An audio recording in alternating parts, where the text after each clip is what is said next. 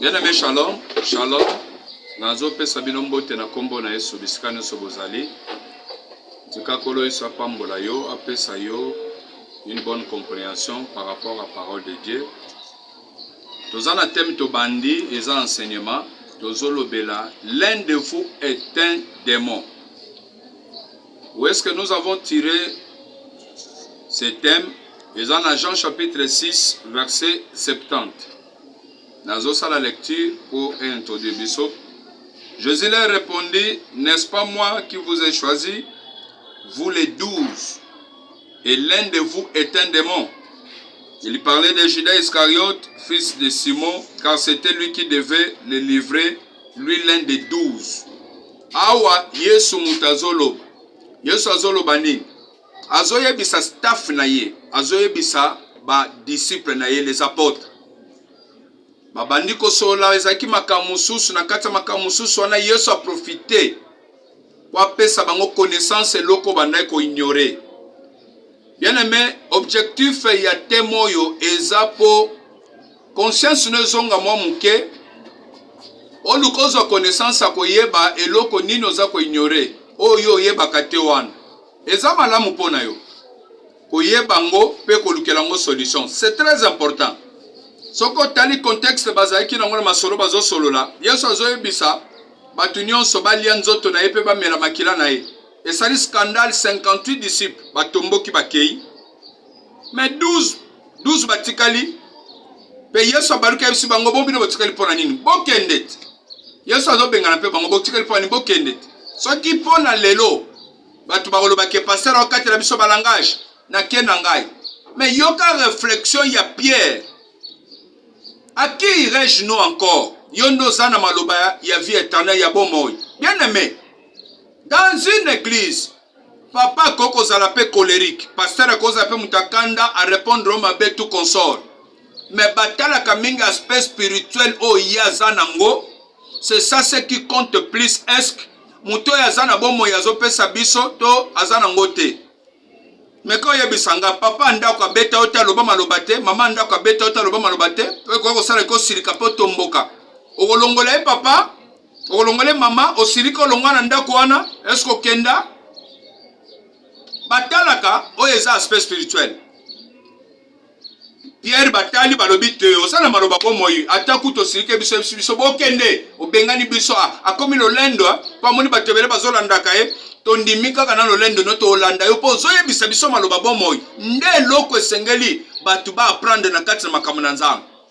Pierre a répondre Yesu nde bapusani na kati na masolo Yesu ambala moka soulevele bango po batikala ki 12 a soulevele bango azebisa bango. N'est-ce pas que ngamu na poni bino ba 12 o botikali so yipe botikali eza pamba te ponde na ponaki bino 12 o le reste balanda ki mouvement na bino baza ba camarade na bino bandeko tout consort. Ndenga botikali 12, vous devez connaître quelque chose. Oh, boza ko ignorer. Ce soir, ndenga nazote ya yo, nazo rappeler yo. Omani makambo ezo za ndeto zo nge bangi sota nazote yango. Eza po yo yeba quelque chose oza ko ignorer. C'est quoi au juste? Soit dans ta famille, soit dans ta maison, dans ton foyer, soit dans l'entourage, soit dans l'activité place osaka musala. Qu'est-ce qui se cache et loko yo za ko ignorer? Ndeko ko za la passe na yo pendant longtemps sans le savoir. Ndiyo sazo soulever ce dossier caché. L'un de vous est un démon. Malgré na pona bino le 12. Moko na bino za mutako beba. Asa mutumabe. Il parlait de qui? De Judas Iscariote. Mais Yesu azoloba pona oya ye moko staff apona. Bongo so Yesu azobimisa sekele ya bisika ye moko apona. Maman, papa, po yo yeba secret ndako na yo tope entourage na yo. Ozobanga, nde problème. Nde problème. Ozobanga tout na Nzambe, o consulter Nzambe lu ko découvrir. Peut-être malheur nous ezobata ma place wana oza ko ignorer. Pour votre information, le diable aime travailler là où il y a l'ignorance. Place batu ba yebite. Nde Satan alinga ko travailler. Et façon na ko travailler, alinga ko travailler en cachette. Makamba yebanate. Et un bon chrétien, c'est là le cas de découvrir toujours qu'est-ce qu'il y a au juste, qu'est-ce qui se cache. Pourquoi? Pour que ça les locaux les autres obstacles.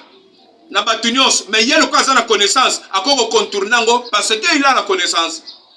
Nde yeso zoloba, l'un de vous est un démon. Mon konabina za yakobeba. Nous avons des démons esprits et nous avons des démons physiques.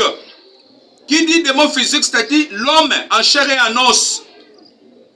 Maïna makila bondenga pe na za mutu. Mais c'est un démon. Pourquoi il est démon? Azana pacte na Satan. Azana contrat na Satan. Azana muta ténèbres. C'est ça, ce qu'on appelle l'homme démon. C'est celui qui a un contrat avec le diable. On les appelle les démons humains. Et dans l'entourage de Jésus-Christ, c'était Judas Iscariote. Alors, il y a ça qui est bon bango, pour na yemoko pas zanzambe, mais staff na yemoko azo fongola baninga musus. Que l'un de vous est un démon. Pourquoi? Vous avez la connaissance na ye, pour boye ba maîtriser ye. Pour devise na bango boye biango. Jean chapitre 10 verset 10. Le voleur ne vient que pour dérober, égorger et détruire. Alors, si vous gardez un démon, sans pour autant boye ba comment le maîtriser, vous risquez à se dévorer, vous risquez à se égorger, vous risquez à se détruire bino sans le savoir. Pour esa mission il y a chaque jour. Et pour dire quoi? Mutaboye pas na biso, boye ba ketoza ba adversaire, il y a chaque jour. Si mukile gesuka, aza adversaire na yo, même s'il était ton mari, ou ta femme, ou tes enfants, ou tes parents, aza un ennemi spirituel, oyo ako combattre chaque jour, et yope, il faut yeba, yeba ko combattre ye. Kolo sapambola bino. Yeso fongolisko de sa zoba, l'un de vous est un démon. Pourquoi? Parce que bisika sali a influencé pandeko. Démon humain partout a influencé. Judas fit le démon humain na kati entourage à Yesu. A influencé na kati wana boma Yesu. A tie Yesu tina ekulusu. Ti Yesu akufi. Mais Yesu roka nzambe avant kufa zo ebisaye mutateki nga ye. Na bese ozo pesanga ndo zo teka mwana moto. Eloza na yo pasi. Yo kobika pete akufa avant Jésus. Nani akoko za raison influencer yo? Vi na yo wana. Nani akoko za ko influencer yo?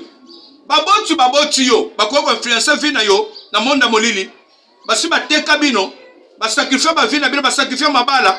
Ke bokoko bala te, bokoko bota te, bokoko simba ba monta minene te, bokoko simba ba mbongo te. Bakoko influencer vi na yo. Babwakelo maladi ya bomwana. Maladi ya bomwana okuti mutazobela ba cancer. Maladi ya bomwana okuti mutazobela ba maladie chronique.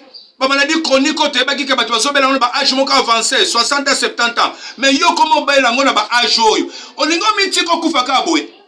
Ozo mitiko otala ka boye, ondimi na yo. Oui, amen. Obandi ko memela ngobe kaka na rythme moka maladif. Non. Moïse est devenu grand a refusé ko bengama mwana ya mwana mwasi ya Pharaon. Pourquoi?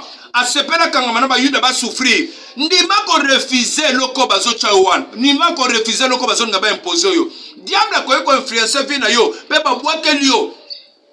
Malédiction moka zake partout koko kene musale zate. Bako zo batunios, yo zana ba capacité na kisi batuna kata test, mais yo zo le côté. Pourquoi? Influence, il y a des mots humains. Mon qui les ont vivent dans ces concours, il y a monde spirituel. Soit des ensembles, soit c'est les démons. Il y a yo zo mona na vie na yo. Nzambe mutalingi ko za bongo. Nzambe mutasondi make o mona makambo zo mona. To solo na on peut très bien. L'un de vous est un démon. C'est très capital. Témoin ayé pour réveiller conscience à ba foyer. Et réveiller conscience à battre pour nous comprendre que, oh, oui, et là, on peut pas solo baiser solo. Situation là, on a vivre. Est-ce que Coco Sala influence mon cas un démonté sur moi? Oh, quand on a combat spirituel, le plus dangereux, ce n'est pas même le Satan diable. Non. Le plus dangereux dans un combat spirituel sur la terre, c'est le démon humain, c'est Judas Iscariote. Judas Iscariote n'est pas capable de faire Yesu tibaboma Yesu. Satan n'est pas capable de faire bimatia yakuta na Yesu atene kulusu. Non, il utilise toujours un démon humain. C'est que pour Satan, au monde spirituel, travailler bien. Le plus grand dangereux, le plus le démon, c'est qui? C'est le démon humain. C'est-à-dire muto aza vivant, on aza na maina makila, yenda aza capable ya manipuler les esprits. Yenda aza capable ya kokota contact na Satan, po Satan so moya ko ya kosala. C'est celui qui est vivant. Alors mutabo soki to sane na kati ya famille to botami. Mutabo soki to sane na kati ya ndako. Mutabo soki to sane na kati ya lopango. C'est un homme dangereux. Et azana mawana yote, même azo section, même yem tabotio. Yebeke spirituellement azana mawana yote. Azoko exécuter oyo bazo pesa ye comme loi. Azoko exécuter oyo za devise na bango. Et nzambe mutako ko dévoiler ngo azoloba, le voleur ne vient que pour dérober, égorger et détruire. Nzambe mutafongoli yango. Satan ate mutayo yebisa biso ke nga mission na ngeza boy. Non, nzambe mutafongoli yango. Pe apesi différence à l'obi, le fils de l'homme est venu pour que les brebis aient la vie et la vie en abondance. C'est-à-dire yeso do pesa bomboy, pe bomboy ya bofuluki. Différence yango wana. Ce qu'on va juger, c'est quoi? Pas na yohan. Ce qu'on va examiner.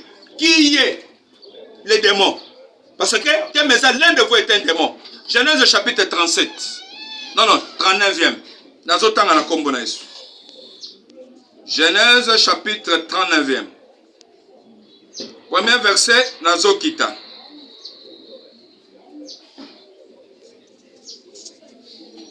Bible Zolbani. On fit descendre Joseph en Égypte. Et Potiphar, officier de Pharaon, chef de garde, égyptien, l'acheta des Ismaélites qui avaient fait descendre. L'Éternel fit avec lui et la prospérité l'accompagna. Il habitait dans la maison de son maître l'Égyptien. Qui Joseph, quand on va teki na bande konaye, ba memie ti ba ko teki na Égypte. Ba sombiye Mkonzi, général d'armée, ya ba Égyptien a sombiye, la Bible a confirmé biso que Nzamba zalaki na Joseph malgré ba teki. Nzamba zalaki na ye. Et la Bible a confirmé que la prospérité l'accompagnait. C'est-à-dire place à zalaki, bo fulu ke zo landaye. Bo fulu ke zo zalanaye. Il habita dans la maison de son maître, l'Égyptien. Maître Zuya qui a tué la Katanda Kunaye. Son maître vit que l'Éternel était avec lui. Maître n'a pas la constat. Les païens ont la constat. Et comment on a que moi non yo, mouvement que sur les kakats n'est quelque chose. Ils ont ça les maka. Païens ont ça la constat. Mais les lots bana nzambe, basa la constat on a été. Pour remarquer que ça va ou ça ne va pas. Non. On a bango, nenga la muki, nzambe so lokum. Nzamba so ka lokumu na ba position yo soza na ngoto. Moni position ma be oza na ngwana. Nzamba zo na lokumu te. Au contraire nzamba zo fingam. Au contraire nzambe bazo chola ye. Ya sambelaka. Pourquoi boy? Nzamba so ka lokumu na makamunyo sote. Position nzama be, on nzamba zo sepela ngote. Le maître a vu que nzamba za na ye, constant maître sali. Quand Asali constant, la Bible est revenue. Son maître vit que l'Éternel était avec lui et que l'Éternel faisait prospérer entre ses mains tout ce qu'il entreprenait. Et que maître n'aya pas de kosala ke, nyon sazo sal, et mat, et réussi, et simba. Joseph trouva grâce aux yeux de son maître qu'il employa en son service. Maître Zuye siko alobi mono lokola makambezo simba na chaye na kati ya misala na ngai. L'établit sur sa maison, Azui, Aché Nakatanda Kunaye, et lui confia tout ce qu'il possédait. C'est-à-dire, biloko nyonsoyo, mukonzazaki na ngondanga tomona quand même, na bamboka mususu, bakonzi na bangwa mboka, bazana bambongo, bana ba faire tout consort, suko bazui ango un esclave, oyo basombi na mbongo, mettre à constater que mon oyo, il y a quelque chose qui marche. Est-ce que même yo soko zotala ba réaction ba no basalaka na pongi na ba réaction ba no basalaka. Vous ne constatez pas qu'il y a quelque chose qui ne va pas? Oko tuna nzambe te na makambo ba na ba osalo. Réaction ba na ba osalo. Oko tuna na nzambe te. Pour le koyeba qu'est-ce qu'il y a au juste? Pourquoi zo ngo tika nyonso dans le noir? Mono azaka teti mingoy abanga mikolo te. Oko lukate boyeba qu'est-ce qu'il y a au juste na mono? Pourquoi azaka teti bon? Pourquoi koko banga ka batute? Qu'est-ce qui fait que mikolo na ye, na baboti na ye, abanga bangote. Bokoko lukobo yebe na nzambe te. Tout ça c'est normal. Et ça ka comportement na ye. Non, comportement muso ça dit aux esprits oyo mutaza nango. Tango aza mokonzi na butu, akobanga bino na moi te. Azomona bino neti biloko pamba to zoloba. Ya azomona bino neti eloko te. Et ça le marabongo. Son maître vit que l'Éternel était avec lui, a employé la katsanda kunaye, a confié ye biloko nyonso banay ko posséder. Verset phare, place matin na biso ezali. Dès que Potiphar lui établit sur sa maison et sur tout ce qu'il possédait, l'Éternel bénit la maison de l'Égyptien. Écoutez-moi bien. Lorsque Potiphar, dès que Potiphar lui établit sur sa maison et sur tout ce qu'il possédait, l'Éternel bénit la maison de l'Égyptien à cause de Joseph. C'est-à-dire, quand mon kaka général Potiphar a l'objet qu'il soit Joseph, Achaya banako gere biloko na ye, ateka na ba boutique na ya gera kango, ba faire na ye, bilanga, ba mpate, ba biloko nyos. Dès que kaka Potiphar a tient Joseph na mkumba wana, apesi échange wana. Bible zoloba, l'Éternel bénit la maison de Potiphar. Et Bible qui est plus loin zolobani. L'Éternel bénit la maison de l'Égyptien à cause de Joseph, et la bénédiction de l'Éternel fut sur tout ce qui lui appartenait. Soit à la maison, soit au champ. Nzamba pamboli mbamo biloko nyonso. Eza nazaki na ba boutique, ba alimentation, azaki na ba taxi bis e bana ko sala. Nzamba sali nini? A pamboli mbala moko ndako mukonzi wana à cause de Joseph. Pour dire quoi? L'un de vous est un démon. Nzamba zoke bisango na ba yekoli. Pour pas faire attention à type. Pourquoi? Parce qu'il a influencé. Bon matamo qui te va influencer. Et Judas a influencé na kati entourage à Yesu, a bobela bango Yesu leader. Papa, oza leader andako, maman oza leader. Oza leader na musala, oza leader quelque part. Attention. Judas bon makaba leader. Judas la lisaka bango tia bango na cercueil. Dès que Potiphar a pesika Joseph Mkumba, Joseph a comme mukonzi na biloko nyonso. Bible zoloba que Nzambe mbala moko agir pour dire quoi? Réaction moko spirituelle. Oyo, il y a Joseph. Et se manifester par mon pour sentir que Joseph est comme Mukonzao. Nous devons faire quelque chose. Peut-être que Joseph a un moine ensemble. Peut-être que Joseph a un ensemble. C'est-à-dire, ce qui bozana, l'un de vous est un démon à Katanda. Moko nabino azam mutamisala mabe. Il va influencer la maison. Joseph va influencer Ndako Potiphar. Pour azana nzambe. Donc changer mon camp. Ce qui azana nzambe te bon azana sko mutatener. Tant aussi Joseph, bongo mutatener, au tien na kata ba faire no ateka la boutique songolo. Au pesi ndoki nde mutu bakena osombelo ba makala kuna na zamba na bateke, après ba yoko teka na lufao. Mais bato bazoko le sombo bazano batatener. Comment se fait-il au kanisa ke bakoko luka ke makala no mata? O mata, o kuta ka voiture zo kufa pamba pamba. O kuta ka makamuni zo compliqué pourquoi? Bato pesi ba poussa mutu kanoyo, ba ça elo ba faire. Ozocha ba $1000 ba $2000 ba sombelo. Et tant na bango tu n'as pas vérifié. Yo so ba yelo kalikam. Bala moko tomboko siliki. Bato ba zero makam. Et tant na bango zani. Yo moko lotaki na onini avant bato ba yana makambo ba yako bimisolo makam. Olotaki bango ndengeni. Bongo koko lukato yeba nzamba solo bani. Dès que Joseph a simbika kabiloka Potiphar, Bible zoloba, nzamba pamboli ndaku ya Potiphar. Pour dire quoi? Joseph a influencé bénédiction ndaku ya Potiphar. Ce qui mutamabe zana kata ndaku, a influencé bino ndenge Judas influencé qui vit à Yesu, a influencé quand Yesu a bomisi Yesu batia Yesu tina cercueil. Ndeba danger ba chrétien ba fona na kata bandaku. Siko bazola ti sanzambe makambu nyonso. Nzambe. Pourquoi boy? Est-ce que vous avez déjà mesure ya koyeba danger aux anango pembeni? Ou ils ont empêché, ils ont influencé. Ils ont Nzambe te? Pour Nzamba lingaka te bisika trône muso ezali yepa yawan. Alinga bombanda wana te. Yo zo prétendre ko sambela. Mais na kata ndako, muto asa na kata ndako na bino, nda za chef ndako na bino. Yo mango futa ndako no za chef te. Spirituellement za bébé. Spirituellement za bébé. Malgré yon toke na musala, OK, oye na mbong, ozo liesa batunyos, ozo latsa bango, ozo melisa bango, ozo futa bango ba classe. Mais bango, oza na colonel na kata ndako no sans le savoir. Omoni mwana na mkiona, colonel. Tant tanga tala bino boy aotala bino mona bino lokote ayebi na mobimba na bino ndembo zawana ndengo bolala ayebi bino na kati na bino nyonso ayebi asala bino nyonso yalingi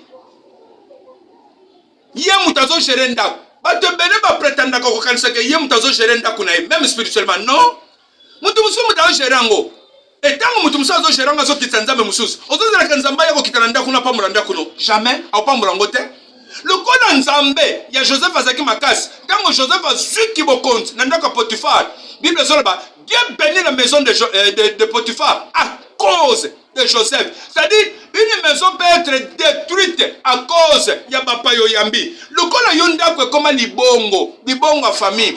Batino soba utaka village, bakite la kapana yo. Batu ba yoko teka biloko, bakite la kapana yo. Yo yambaka nyonso. Yo boya kate, famille ba kolobake, na boya ko yamba tata mwasi. Mais tata mwasi ozo yamboyo, ayeko tia bombe, ayeko placer mini na ye. Po bazala na caméra ko bando contrôler bino. Bako suka wapi. Ndo moni mutoko zala zala ki bien. Mais sima mikolo, musale sili. Sima mikolo, batu ba ndiko bela bela na ndako. Bozo bela pamba te. Mutu moko yaki ko influencer ndako na bino boyamba ki dernièrement. Mais botenaki attention te ko iluka bo vérifier. Mutu aso na mission nini. Eza na batu ba ya. Village atindi bango. Nzoka nda ye paso molimo papa na bino. Tango ya kei, papa na simatelo ko kufa. E bo tireli ba malere lelo. Tango bofanda ngabo resona kanini ke depuis kingando na yaka tanga keika ne papa kufa na masono to yokaka oniye batinda ka mission hein oui le ko boni ko tuna nzambe te ombo oye bate yombo tikali ba ignora oui ayaka mission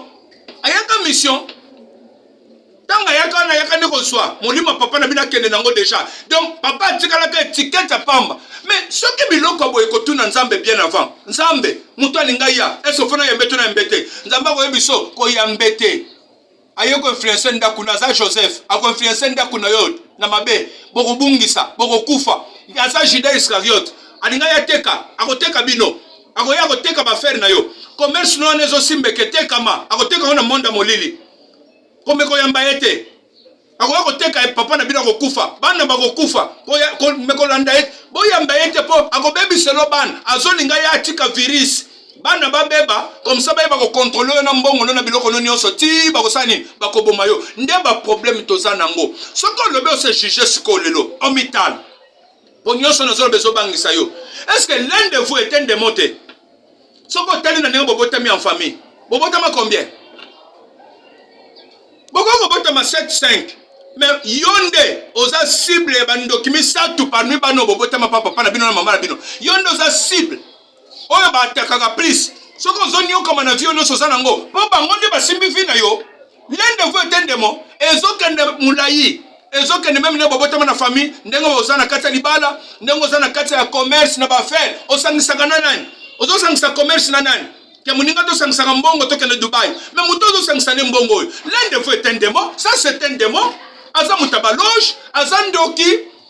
Tu penses que okopambola maté nde place chèque na biso ezali c'est pour dire quoi maté yeye pour réveiller mutunios mutozo conscience aluka yeba qu'est-ce qu'il y a au juste totikali na 3 mois année 2021 aussi là na kota ke on a kanisa ke na kosoma kama minene na zongo te pourquoi est-ce que na za siège te est-ce que naza na état de siège te ndenge mboka na Congo zoloba est-ce que bakangi STT basi bakanga STT na koko lukana découvrir te soki ST za siège oui ou non pour le sapambola bino prochainement tozokuta na lisusu eza enseignement merci beaucoup.